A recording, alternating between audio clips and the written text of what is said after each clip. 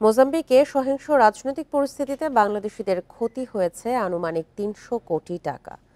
ক্ষতিপূরণের অনিশ্চয়তার পাশাপাশি দেশটিতে ব্যবসা বাণিজ্য নিয়ে সংকটে বাংলাদেশিরা। অভিবাসন সংশ্লিষ্টরা বলছেন, ক্ষতিপূরণ পেতে মোজাম্বিককে কূটনৈতিক প্রক্রিয়ায় অনুরোধ জানাতে হবে বাংলাদেশকে। পরিস্থিতি স্বাভাবিক হতে সময় লাগবে বলেও মনে করেন তারা। মোজাম্বিকে রাষ্ট্রপতি নির্বাচনের ফলাফলকে কেন্দ্র করে অস্থিতিশীলতা সৃষ্টি হয় গত ২৪ অক্টোবর থেকে। নির্বাচনের ফল ঘোষণার পর বেশ কয়েকটি শহরে সহিংস বিক্ষোভ ছড়িয়ে পড়ে।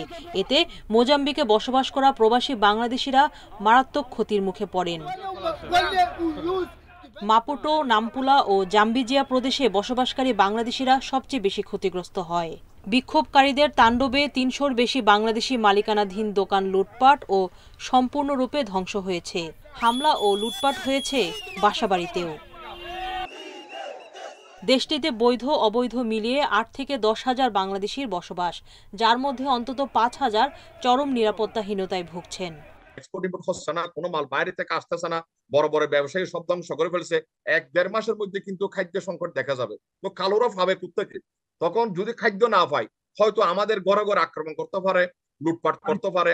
এ বিষয়ে অভিবাসন বিশেষজ্ঞরা বলেন, ক্ষতিপূরণ আদায়ে মোজাম্বিককে মানবিক দৃষ্টিকোণ থেকে অনুরোধ জানাতে হবে। সরকারিভাবে কোনো সহায়তা করা থেকে আমাদের সরকারের পক্ষে হয়তো সেটা কঠিন হবে, কিন্তু মোজাম্বিক সরকারকে, বিশেষ করে অন্তর্বর্তীকালীন সরকারের পক্ষ থেকে যদি মানবিক কারণে কোনো রকমভাবে অনুরোধ করা যায়, তবে সেটারও কিছুটা সময় লাগবে, যেহেতু অতি সম্প্রতি তাদের এই পরিবর্তন হয়েছে।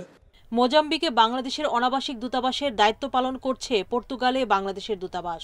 ভারপ্রাপ্ত রাষ্ট্রদূত জানান, গুরুত্বের সাথে বিষয়টি পর্যালোচনা করছে বাংলাদেশ।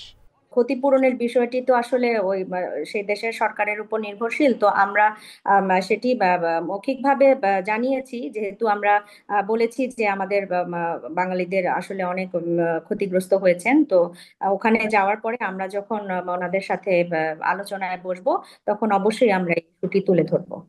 মোজাম্বিকে বসবাসরত বাংলাদেশিরা মূলত ব্যবসার সঙ্গে জড়িত।